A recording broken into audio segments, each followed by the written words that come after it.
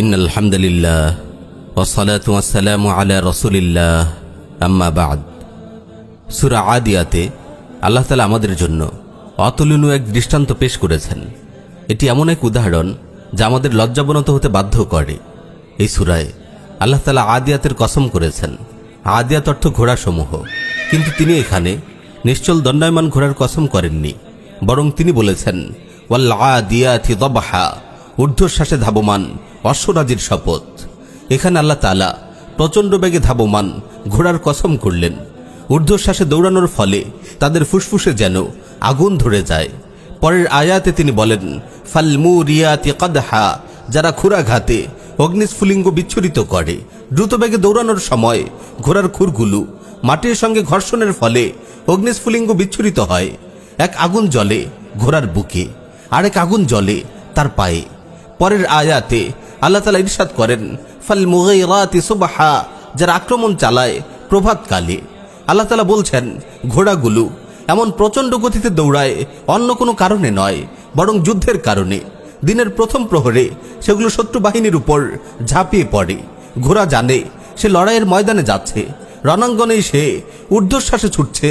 সে জানে তীর তলোয়ার কিংবা বল্লম যে কোনো মুহূর্তে তার গায়ে বিদ্ধ হতে পারে, কিন্তু তবুও সে ভীত নয়। বীর বিক্রমে সামনে এগিয়ে যেতে তার বুক একটুও কাঁপে না। তার পিঠে আরোহীর প্রতি সে মোটেও বিরক্তি দেখায় না। তারপর আল্লাহ তাআলা বলেন ফাআসারনা বিহি নাকআ, তখন তারা ধুলি উৎক্ষিপ্ত করে। প্রবল বেগে ছোটার সময় ক্ষুরাঘাতে ধুলি উঠতে থাকে। একদিক ঊর্ধ্বশ্বাসে ছোটার কারণে তার বুকে আগুন জ্বলে, মাটির সঙ্গে খুরের ঘর্ষণে অগ্নি বিচ্ছুরিত হয়।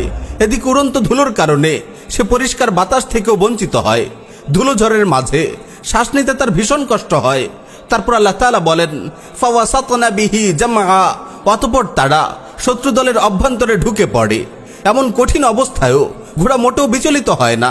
যুদ্ধের মূল কেন্দ্রে সে অটল অবিচল থাকে। শত কষ্ট বিপদ মাড়িয়ে সে তার আরোহীকে নিয়ে শত্রুদের মাঝে ঢুকে পড়তে একটু দ্বিধা করে না। সূরা আদিয়াতের শুরুর অংশটুকু এক নজরে দেখুন। ওয়াল আদিয়াতি দবহা ফালমুরিয়াতি কদহা ফালমুগীরাতি সুবহা ফাআসারনা বিহি নাকআ ফাওয়াসাতনা বিহি জামআ। শপথ ঊর্ধ্বশ্বাসে ধাবমান অশ্বরাজির, যারা ক্ষুরাঘাতে অগ্নিস্ফুলিঙ্গ বিচ্ছুরিত করে, যারা আক্রমণ করে প্রভাতকালে এবং যারা ওই সময় ধুলি উৎক্ষিপ্ত করে, অতঃপর শত্রু দলের অভ্যন্তরে ঢুকে পড়ে। এরপর আল্লাহ তাআলা কসমের জবাবে বলেন ইন্নাল ইনসানা লিরাব্বিহি লাকানুদ, নিশ্চয়ই মানুষ তার রবের প্রতি অকৃতজ্ঞ। আল্লাহ রাব্বুল আলামিন প্রথমে ক্ষুরাঘাতে আগুনের ফুলকি ছুটিয়ে ধুলো উৎক্ষেপণ করে ঊর্ধ্বশ্বাসে ধাবমান প্রভাতে আক্রমণকারী অশ্বরাজির কসম করলেন। এই দীর্ঘ কসম খেয়ে তিনি কোন গুরুত্বপূর্ণ কথাটি বলেছেন? আল্লাহ তাআলা বলেছেন ইন্নাল ইনসানা লিরাব্বিহি লাকানুদ, নিশ্চয়ই মানুষ তার রবের প্রতি অকৃতজ্ঞ। কসমে ছিল ঘোড়া ও ঘোড়ার কর্মযজ্ঞের বর্ণনা, আর জবাবে কসম বা কসমের বিষয়বস্তুতে তিনি রবের প্রতি মানুষের আচরণের কথা বলছেন। তিনি মানুষকে আপন রবের প্রতি কুনুদ বা অকৃতজ্ঞ বলে ঘোষণা করলেন।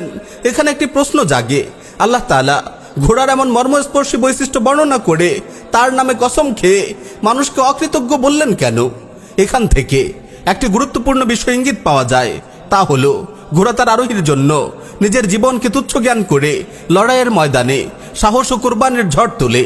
কারণ তার পিঠে বসা তার মালিক তাকে খাওয়ায়, পান করায়, সুন্দর বাসস্থানের ব্যবস্থা করে। তাই সে কৃতজ্ঞ হয়ে বুকে আগুন জ্বালিয়ে ঊর্ধ্বশ্বাসে ছোটে, ক্ষুরাঘাতে অগ্নিস্ফুলিঙ্গ বিচ্ছুরিত করে। ধূলিঝড়ের মাঝেও সে তার মালিককে পিঠে নিয়ে প্রবল সাহসে শত্রুর মাঝে ঢুকে পড়ে। সে কেবল তাকে খাইয়ে দাইয়ে পেলেছে, পুষেছে, কেবল এতটুকুর জন্য সে মালিকের প্রতি এতটাই কৃতজ্ঞ।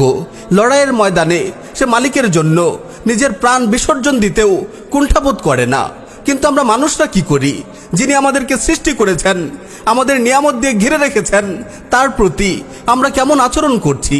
আমরা কি সামান্য ঘোড়ার চেয়েও অধম হয়ে গেলাম? আমরা সামান্য একটি জানোয়ারের কাছেও হেরে গেলাম? প্রিয় ভাই ও বোন, আমরা কি ঘোড়া থেকে শিক্ষা অর্জন করব না? আমরা কি আমাদের রবের প্রতি কৃতজ্ঞতার ঝলক দেখাবো না? আমরা কি আমাদের মহান রবের জন্য কুরবানি দিতে এগিয়ে আসবো না? আমরা কি আল্লাহর জমিনে আল্লাহর বিধান বাস্তবায়ন করার জন্য জিহাদের ঝান্ডা উত্তোলন করব না?